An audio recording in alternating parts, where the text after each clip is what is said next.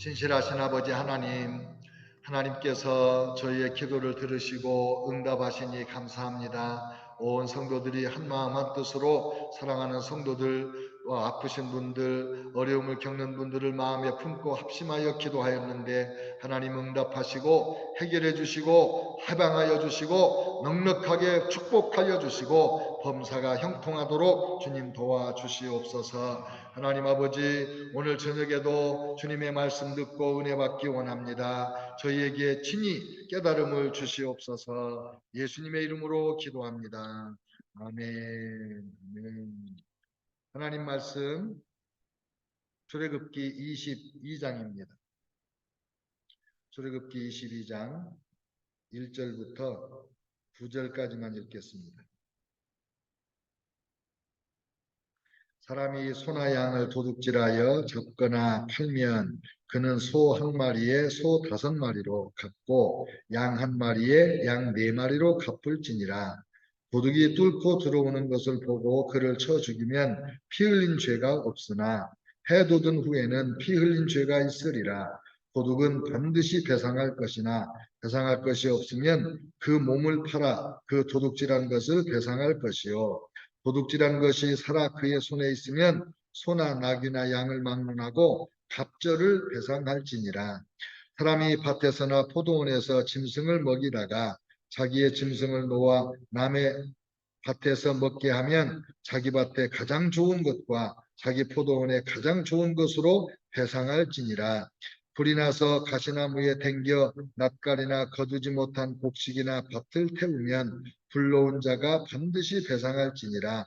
사람이 돈이나 물품을 이웃에게 맡겨 지키게 하였다가 그 이웃집에서 도둑을 맞았는데 그 도둑이 잡히면 갑절을 배상할 것이요. 도둑이 잡히지 아니하면 그 집주인이 재판장 앞에 가서 자기가 그 이웃의 물건에 손댄 여부의 조사를 받을 것이며 어떤 잃은 물건, 즉 소나 낙이나 양이나 의복이나 또는 다른 잃은 물건에 대하여 어떤 사람이 이르기를 이것이 그것이라 하면 양편이 재판장 앞에 나아갈 것이요 재판장이 죄 있다고 하는 자가 그 상대편에게 갑절을 배상할지니라. 아멘. 네. 사람들에게 가장 중요한 것이 뭘까요? 살아가는 삶에 가장 중요한 게 뭘까요? 여러분 생각에. 돈이죠, 돈. 네. 돈, 재물.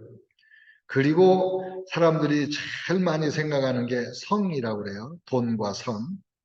오늘 말씀은 이 두 가지에 대해서 도덕적인 문제, 또 남의 재산에 손해를 끼쳤을 때 어떻게 배상을 하는가 그 말씀을 하시는데 그 짧게 계속 얘기를 하셔서 내용이 굉장히 많아요.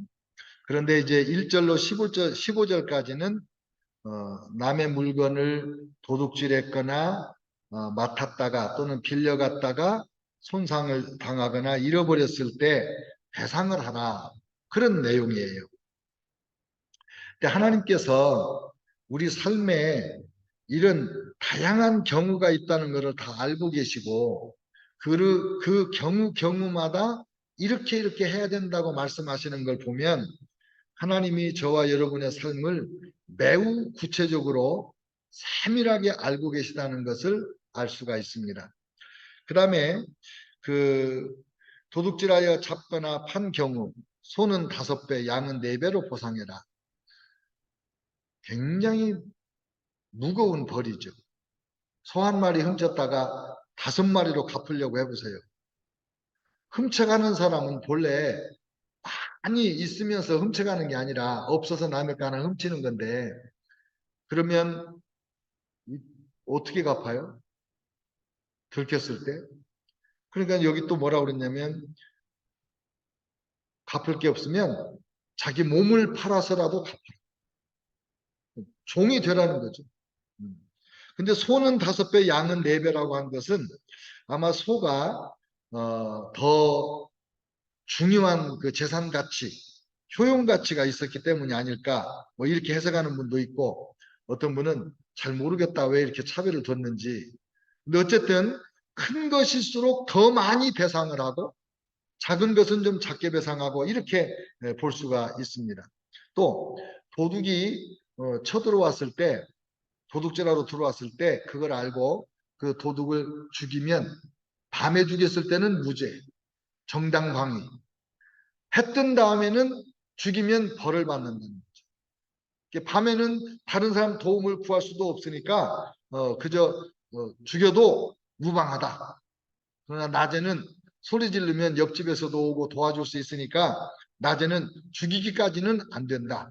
이런 구분을 두셨네요. 그 다음에 우리 짐승이 남의 밭에 남의 포도원에 들어가서 막 먹고 이렇게 가지고 손해를 끼쳤으면은 내 밭에 있는 것 중에 제일 좋은 걸로 보상을 해라. 네. 불로 타인의 농장이나 곡식을 태웠다면 반드시 배상을 해라. 배상은 2배로 갚는 거잖아요. 배상을 해라. 그다음에 도둑질 하다가 도적이 잡히면 훔친 거 2배로 갚아라. 안 잡히면 재판장에게 가서 조사를 받아라. 잃어버린 물건이 저것이 내가 잃어버린 물건인데 누가 그러면 그걸 가지고 재판장한테 가서 재판받아서 재판장이 말하는 대로 내 것이면 내 거, 네 거면 네 거 이렇게 해라. 그 다음에 맡겨두었던 짐승이 상해를 입었을 때 우리가 이제 소나 뭐 이런 낙이나 이렇게 빌려다가 쓰잖아요. 한국에서도 우리 어렸을 때 보면 소가 있는 집은 이 소로 이게 그 밭을 그 논을 그 모내기 하기 전에 막 썰애질을 하고 이럴 때 소가 가잖아요. 소를 빌려주는 거예요. 근데 그때 소는요 사람보다 훨씬 비싸게 받았거든요. 얼마인지는 모르겠는데 엄청 비싸게 받았어요. 그런데 이렇게 빌려왔다가 소가 병이 들었다 아니면 다쳤다 그랬을 때 어떻게 보상을 하냐 이런 것도 말씀을 하시고 또 남의 걸 빌려와서 맡겨 두었을 때 나한테 맡겨둔 걸 내가 지키고 있다가 도둑을 맞았다. 그것도 임자에게 물어줘라.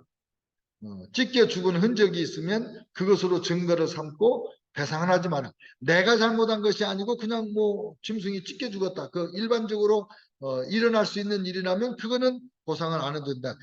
여러 이 경우의 수를 보면서 말씀을 하시는 걸 보면 하나님께서 매우 자상하게 우리 삶을 알고 계신다. 그걸 우리가 알 수 있어요. 또 한 가지는 처녀와 동침을 했으면 반드시 결혼해라. 납폐금을 주고 결혼해라. 그 처녀의 부모에게 돈을 주는 거예요. 근데 그 처녀 아버지가 네 놈한테 내 딸 안 주겠다. 그러면 납폐금을 주고 이제 결혼 안 해도 되는 거죠. 근데 왜 이렇게 하냐면 성적으로 문란해지는 것을 금하는 거죠. 성경 다른 데 보면 들에서 처녀가 아무도 없는데 남자를 만나가지고 겁탈을 당했다. 그러면 그 처녀는 죄가 없는 거예요. 근데 성 안에서, 동네 안에서 겁탈을 당했다. 그러면 그 처녀도 벌을 받는 거예요. 왜? 소리 지르면 되는데 왜 소리를 안 지르느냐 이거지. 이렇게 이제 여러 가지로 성경이 가르쳐 주는 거는 윤리 도덕적으로 깨끗하게 살도록 하나님이 우리에게 가르쳐 주시는 거예요. 그다음에 영적인 문제는 무당은 살려두지 마라. 여러분 무당이 굉장히 많죠. 무당이 굉장히 많아요. 제가 종종 얘기하잖아요. 우리 한국에 무당이 200만 명이 넘는다는 거예요. 그러면 5천만 명 백성 중에 200만 명이 무당이면 어떻게 돼요?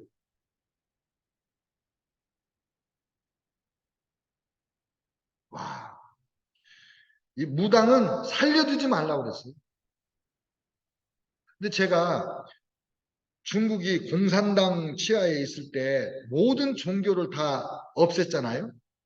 그래서 저는 중국에서 무당도 없는 줄 알았더니 아니었어요. 무당은 계속 있었다고 그러더라고요. 동네마다. 무당은 살려두지 마라 그랬는데 요즘에는 무당들이 너무나 활개를 치고 한국의 국회의원 300명 중에 한 10% 정도만 전담 무당이었고 나머지는 다 무당을 2명, 3명, 4명씩 전담 무당이 있다는 거예요. 여러분 안 믿어지죠? 근데 이 LA 와서 제가 충격적으로 들은 얘기는 뭐냐면 무당들의 단골 손님은 집사님들이래요. 교회 집사님들이 무당을 그렇게 열심히 찾아간대요. 무당은 살려두지 말아야 되는, 죽여야 되는 사람이에요. 하나님의 관점으로는. 지금은 뭐 무당이 아니라 뭐 그보다 더한 사람이라도 뭐 우리가 함부로 말을 하거나 그러면 안 되잖아요. 그러나 성경에서는 하나님의 관점에서는 살려둘 가치가 없는 존재라는 거죠. 무당이라는 그 직업이. 저희 어머님 무당 신내림굿 하라고 우리 어머님이 무당 돼야 된다고 그랬거든요. 근데 우리 아버님이 칠남매 결혼 하나도 안 시켰는데 누가 무당하고 사돈 맺겠냐? 만약에 우리 어머니 무당 됐으면 저도 집사람이랑 결혼 못 했을 거 아니에요. 그래서 우리가 교회를 열심히 나간 거예요. 어머님도 열심히 신앙생활 하시다가 권사님으로 하나님 나라 가셨잖아요. 그 다음에 19절에는 짐승하고 성관계하는 사람은 반드시 죽여라. 또 20절에는 다른 신에게 희생제사를 드리는 자는 반드시 죽여라. 그리고 이제 21절부터 27절까지는 사회적인 약자를 돌보라는 말씀이에요. 이방 나그네를 압제하거나 학대하지 마라. 여러분, 이민 생활하면서 무시당해 보셨죠? 기분이 어떠셨어요? 쉽지 않죠? 지금 대한민국에 200만 명의 외국인 노동자가 와서 일하고 산다고 그래요. 근데 우리 한국이 이 단일민족 국가였기 때문에 다른 인종에 대해서 굉장히 그 차별적인 사고를 갖고 있죠. 우리가 여기 미국에 와서 살면서도 흑인도 무시하고 또 멕시칸, 히스패닉도 무시하고 또 우리가 그러고 살잖아요. 근데 하나님은요 절대로 그러지 말라는 거예요. 우리 그리스도인들은 특별히 이방인들을 함부로 생각하거나 함부로 말하거나 그러면 안 됩니다. 그건 하나님의 명령이에요. 또 더 우리가 깊이 생각해야 될 거는 우리가 나그네로 이렇게 이방인으로 와서 사는 이런 입장이 아닐지라도 지금은 여행하는 사람이 너무나 많아서 일생 중에 일정 기간은 다 나그네 생활을 해보는 거거든요. 그러니까 나그네, 이방인, 여행자 함부로 대하지 마라. 그 다음에 22절, 24절 고아와 과부를 해롭게 하지 말고 가난한 자들을 선대해라. 성경에서는 하나님의 5친구라고 한다고 그랬죠. 고아, 과부, 가난한 자, 병든 자, 갇힌 자. 이런 약자에 대해서 하나님이 특별한 관심을 가지고 계세요.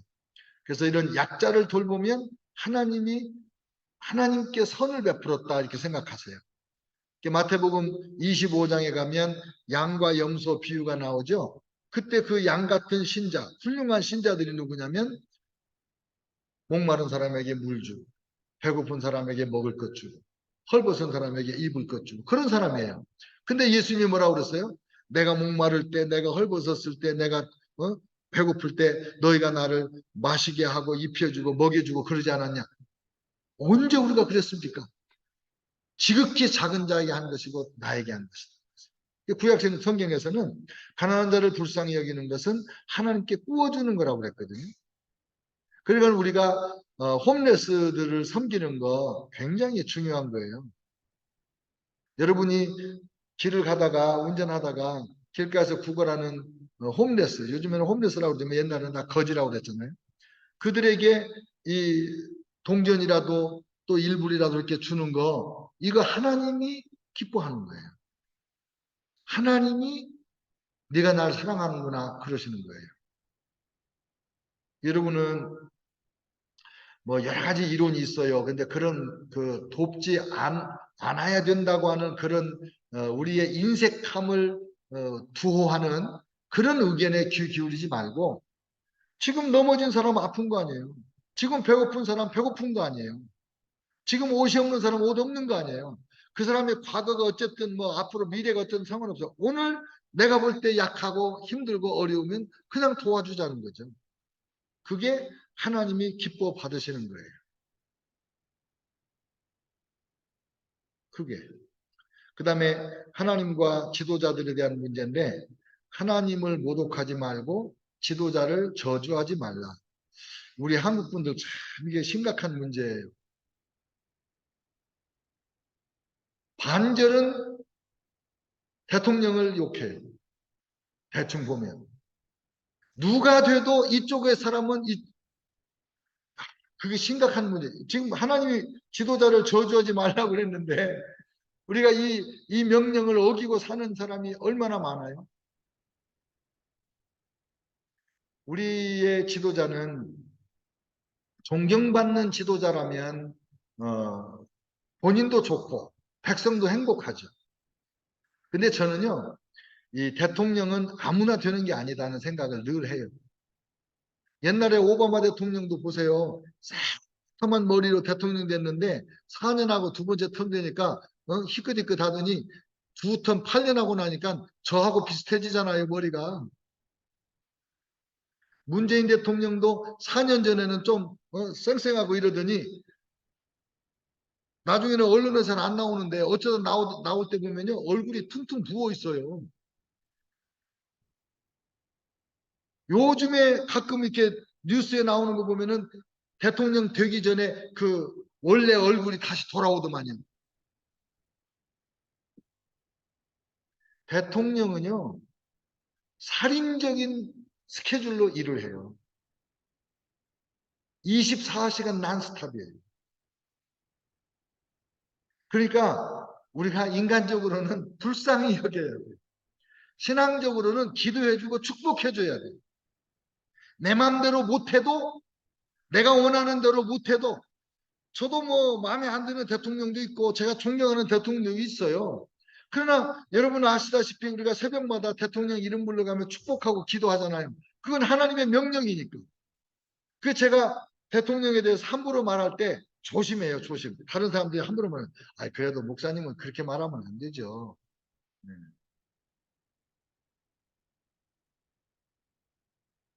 왜 지도자를 저주하면 안 되냐? 지도자를 누가 세웠습니까? 제비는 사람이 뽑아도 일의 결정은 하나님께 있어요.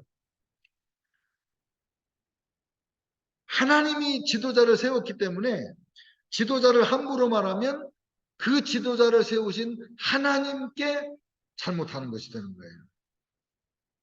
그래서 우리가 지도자에 대해서 조심조심 해야 돼요. 정말 어떤 때는 목사인 저의 입에서도 막 욕이 튀어나올 것 같은 그런 충동이 느껴질 때가 있거든요. 그러나 자제해야죠. 하나님 생각하고. 그 다음에 추수한 것, 포도즙, 장자, 하나님께 드리는 것들인데 더디게 하지 말고 신속하게 드려라.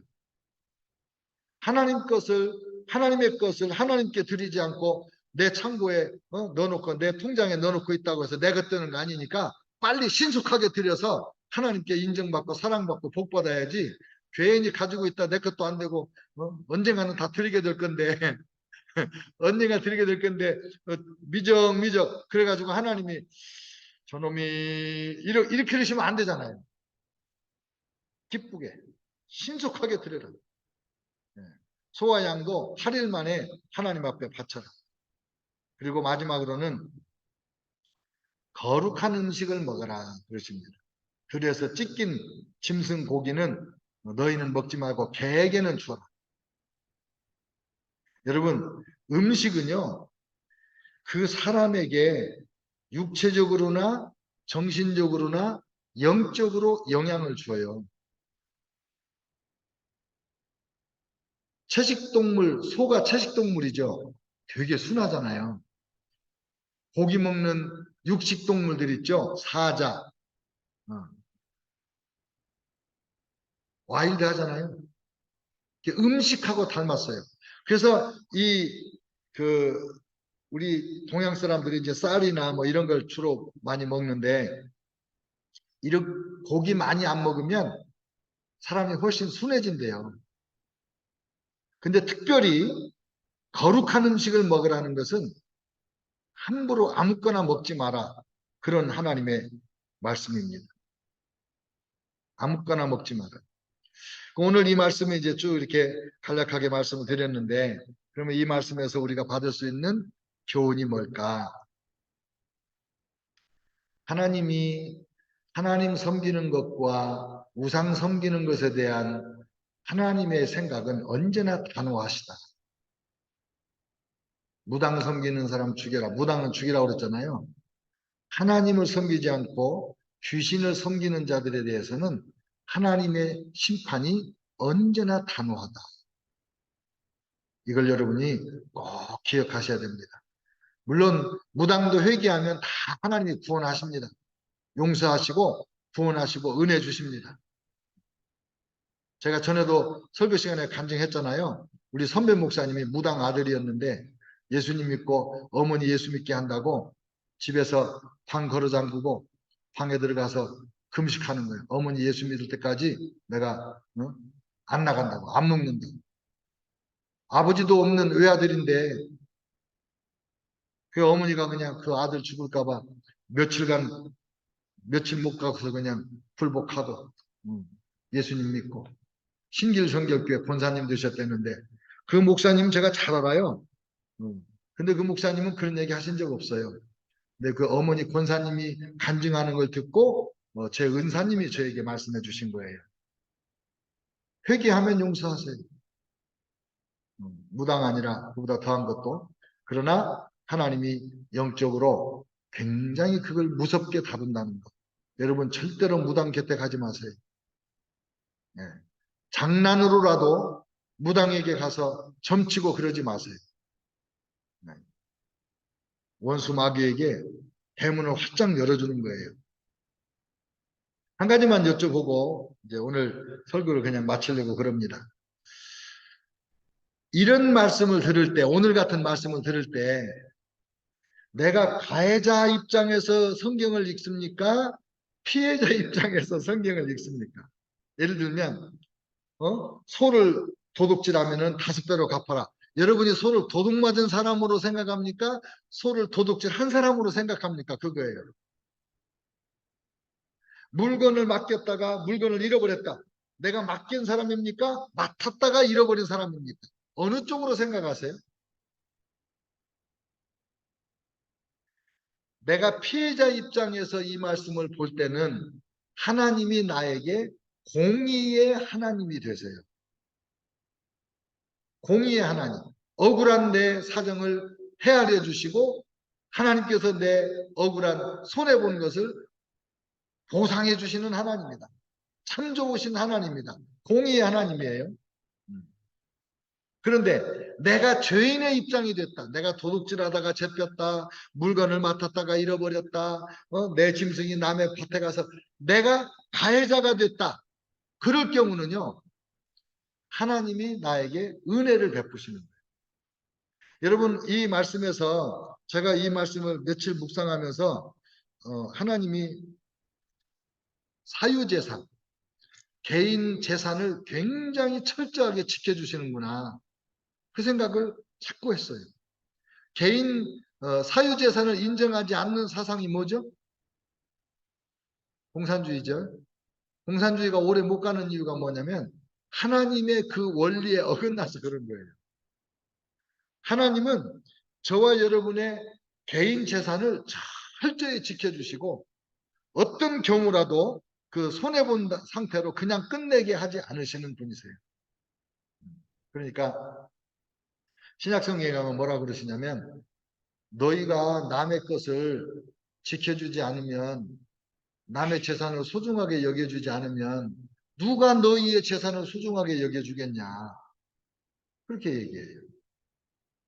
그러니까 여러분 우리가 다른 사람의 재산권을 철저히 보장을 해주고 그리고 하나님께서 우리의 재산도 지켜주실 것을 믿는 거죠. 하나님은 참 좋으신 분이세요. 우리가 죄를 지었을 때도 하나님이 공정하게 심판을 해서 대가를 지불하게 하고, 우리가 억울한 일을 당했을 때도 우리의 억울함을 풀어주시는 우리의 삶의 모든 분야 구석구석까지 철저히 알고 계시는 분이세요. 원래 십계명이 모든 법의 기초고, 십계명을 풀어서 이렇게 지금 출애굽기에서 설명해 놓은 법들이 그 다음 단계의 좀 세밀한 법인데, 지금은 이 법이 원래로 돌아가면 십계명에 다 들어가 있어요. 근데 지금은 법이 너무너무 많아요. 지금 LA시에도 상원 하원이 있어서 맨날 법을 만들잖아요. 캘리포니아에도 상원 하원이 있어서 맨날 법을 만들잖아요. 연방에도 상원 하원이 있어서 항상 법을 만들어요. 그러니까 이 변호사님들은요, 천재 중에 천재들만 변호사를 해야 돼. 계속 법을 만들어내니까.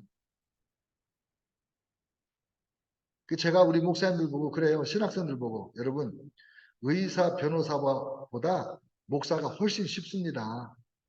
의사 변호사는 끊임없이 공부를 하고 그래야 그 의사로 변호사로 현상 유지를 하는데, 우리 목회자들은 성경 66권만 딱 변하지 않는 66권만 있으니 얼마나 좋습니까? 제가 그렇게 얘기해요.